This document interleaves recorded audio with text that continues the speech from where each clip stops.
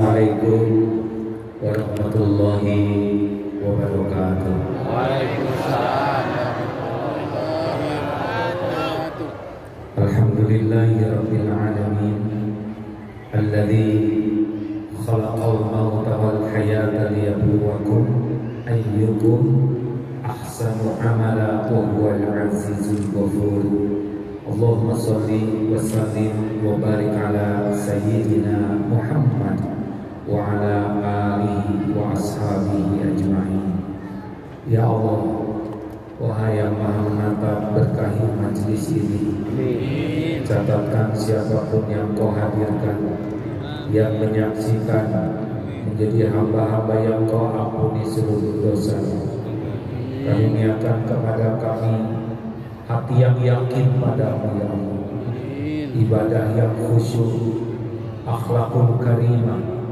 Karuniakan kepada kami doa yang kau ijabah, keluarga sakinah, keturunan yang soleh-solehah. Karuniakan kepada kami istiqomah, jadikan akhir hayat kami husnul khatimah. Kumpulkan kami jadi ahlul jannah. Amin ya Allah ya Rabbal alamin. Taqabbal minna ya karim, innaka antas samiul alim. Amin ya Rabbal alamin. Bapak Ibu yang baik,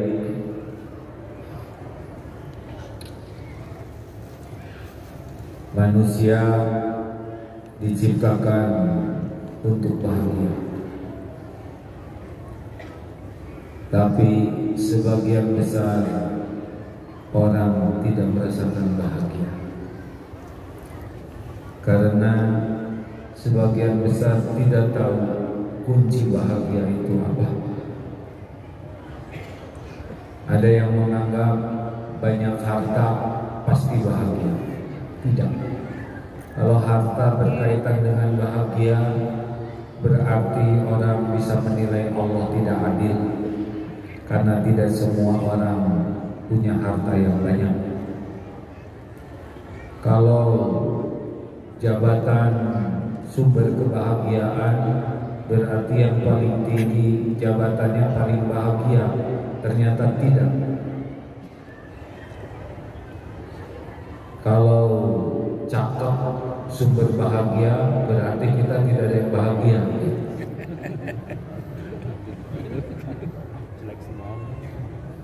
Jadi bahagia itu apa?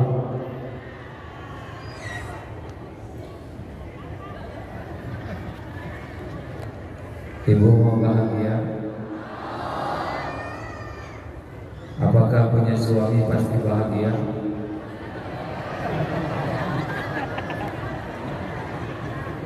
Jawab. Dulu ibu mau nikah, disangka bakal bahagia. Ternyata suami salah satu sumber bukan penderitaan. Banyak yang ingin punya anak, tapi ternyata banyak yang menderita karena anak.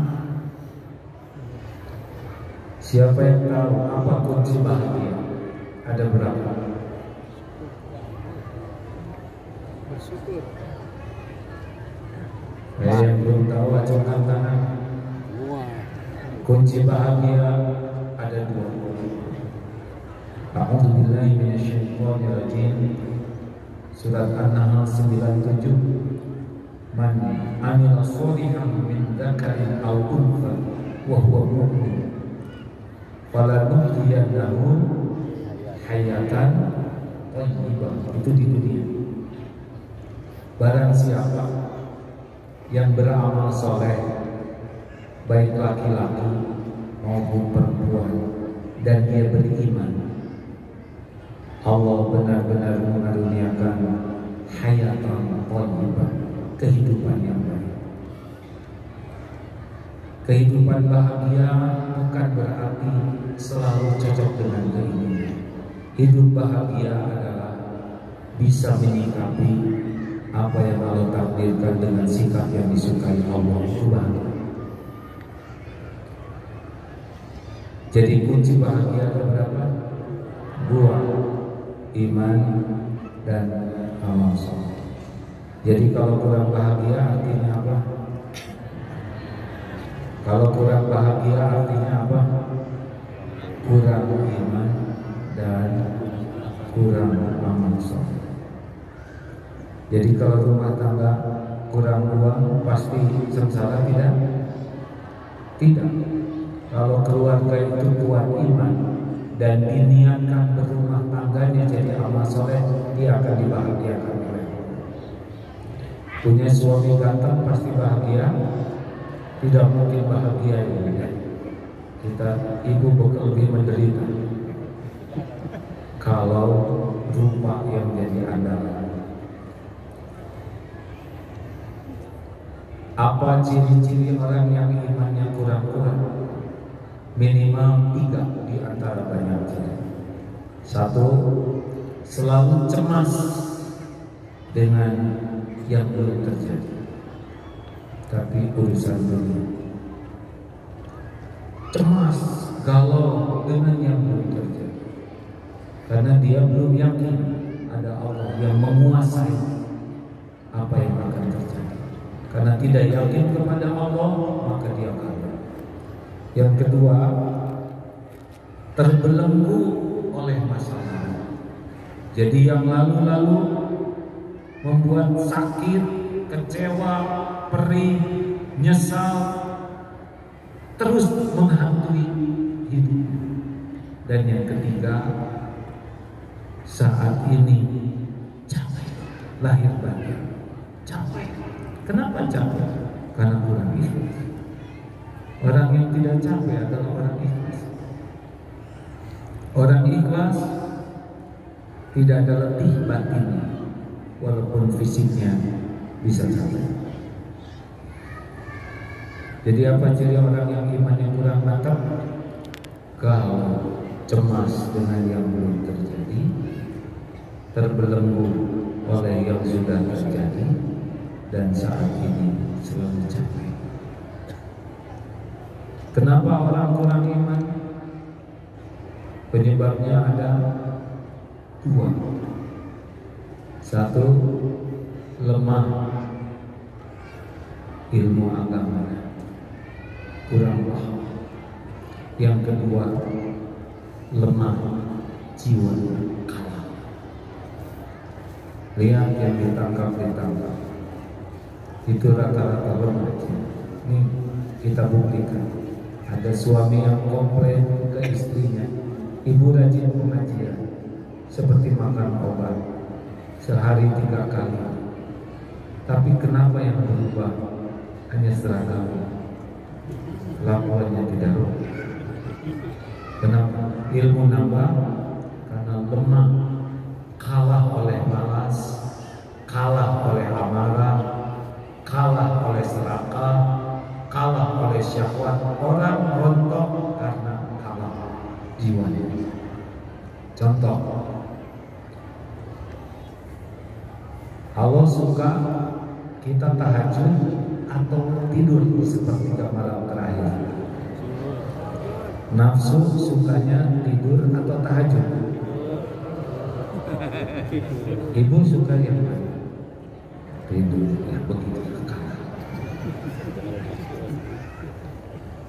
Jadi apa yang harus kita lakukan? Nah, Bapak Ibu, apa yang harus kita lakukan sekarang? Man yuridillahu bihi khairan yufaqihu fiddin. Barang siapa yang dikehendaki Allah kebaikan baginya, ini Rasulullah bersabda ya dalam hadis sahih. Kebaikan baginya, ini orang bekal dibuat baiknya oleh Allah. Apa yang Allah berikan? Paham agama.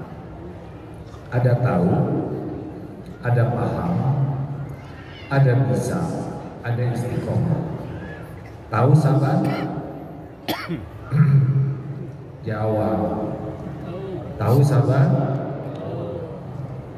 Paham sabar? Kalau paham mau saya suruh menjelaskan. Tahu sabar? Paham sabar? Siapa yang paham? Coba jelaskan sabar dulu. Bingung kan?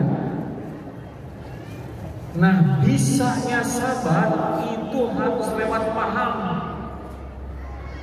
Jadi tidak ada orang bisa sabar kalau dia tidak paham. Dan barulah istiqomah. Karomah itu, kemuliaan itu pada istiqomah. Jadi banyaknya kita belajar agama hanya sampai tahu, belum paham. Karena paham itu harus dengan niat yang ikhlas dan sungguh-sungguh baru diberi paham oleh Allah.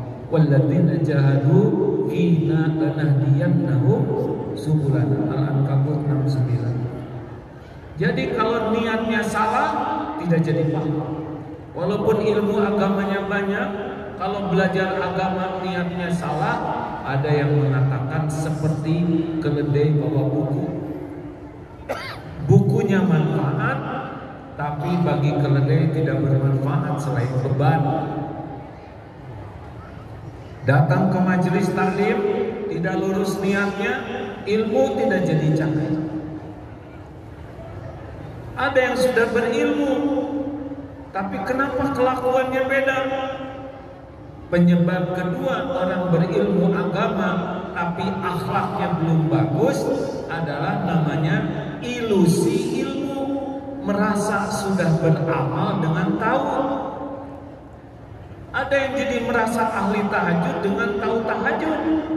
Ada yang merasa jadi ahli kebaikan dengan tahu kebaikan. Padahal beda antara tahu dan amal. Apa artinya tahu sholat kalau tidak sholat?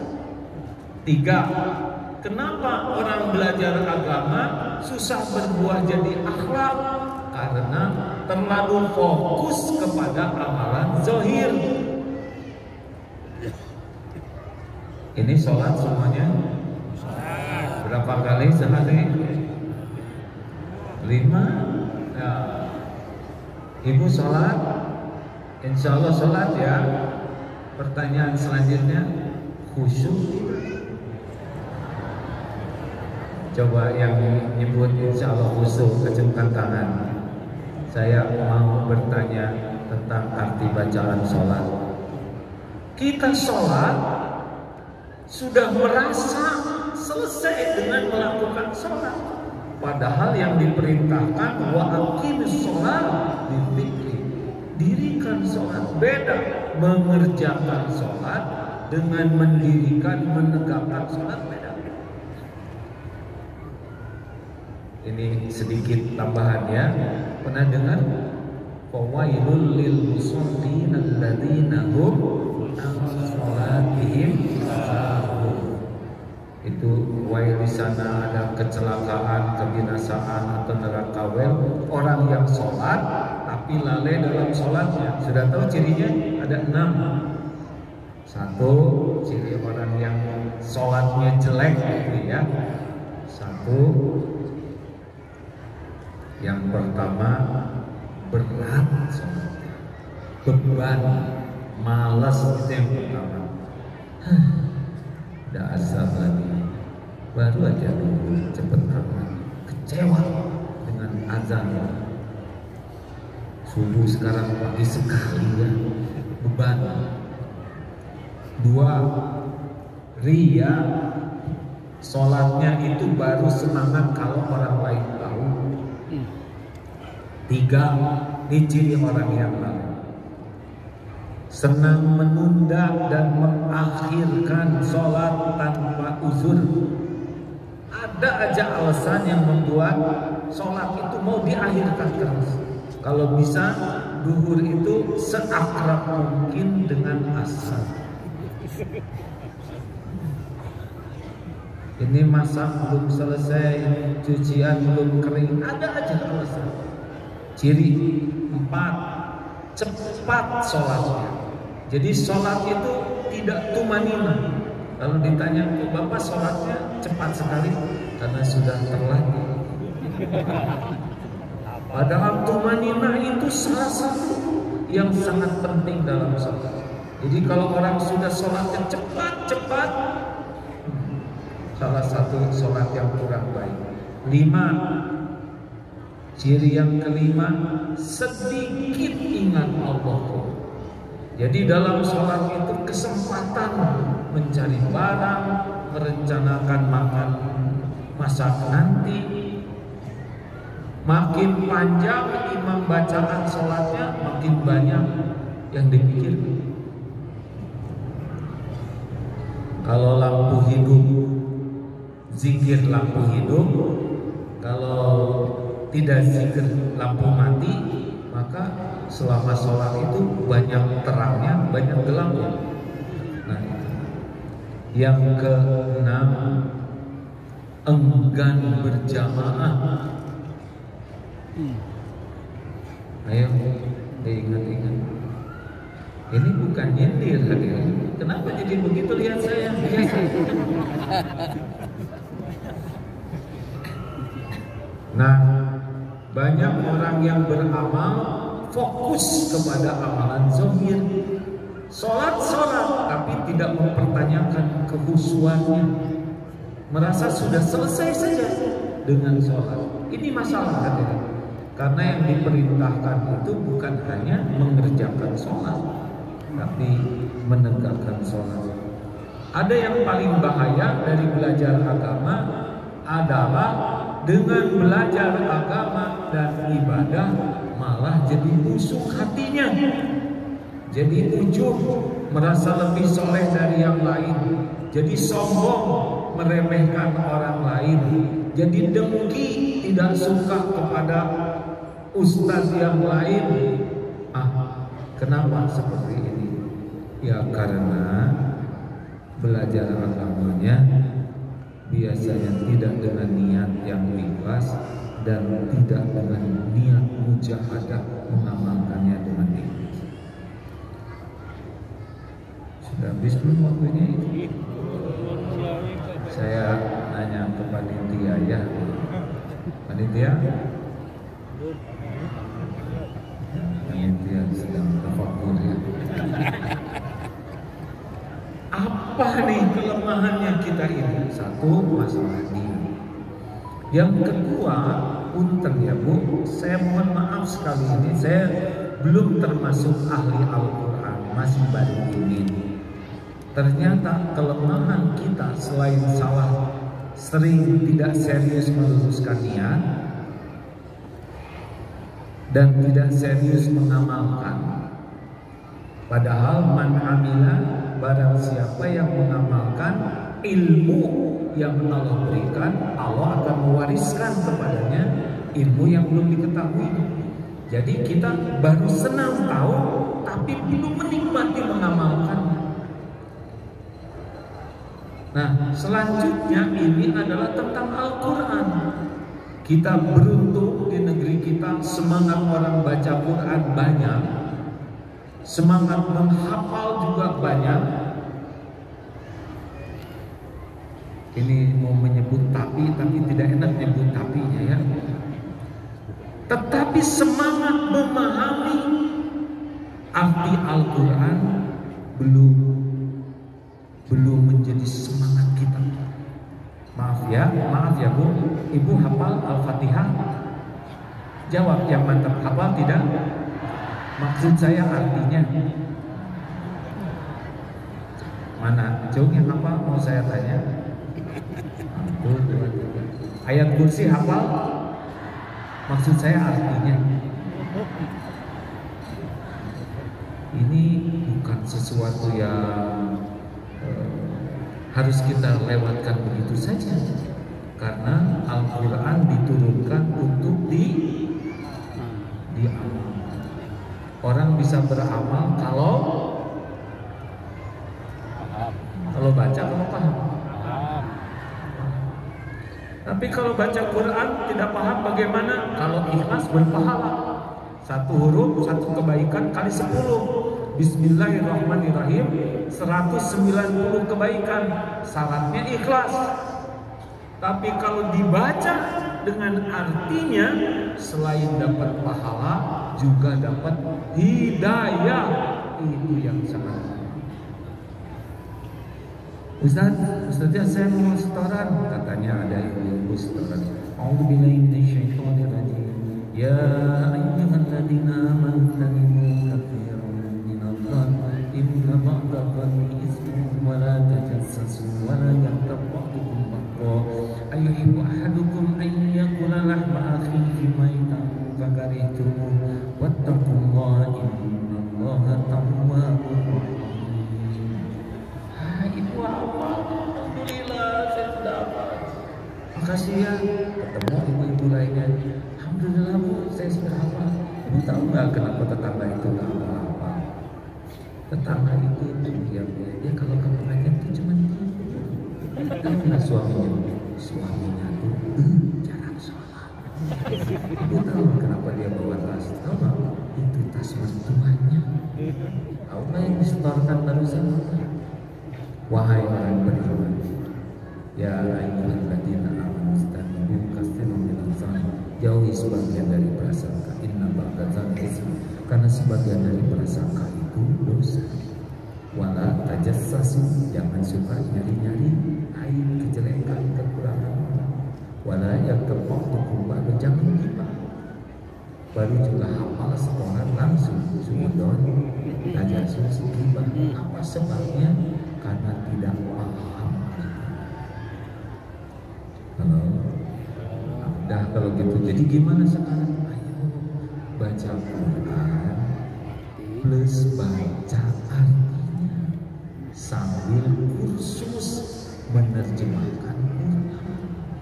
Baru kita dekat dengan kuat iman dan amal soleh. Kalau kita jauh dari Al-Quran, judulnya ngarang. Hidup ini ngarang, makanya stres karena ngarang. Coba siapa yang paling sukses dalam hidup ini dalam pandangan Allah? Yang paling apa? Tuh kan cari-cari. Cukup satu ayat. Al-Hujurat ayat 13. Inna akramakum indallahi atqakum. Sesungguhnya yang paling mulia di antaramu di sisi Allah adalah yang paling takwa. Jadi gak usah kagum dengan pangkat, jabatan, kekayaan. Itu tuh bukan tanda kemuliaan, tapi tanda beratnya ujian.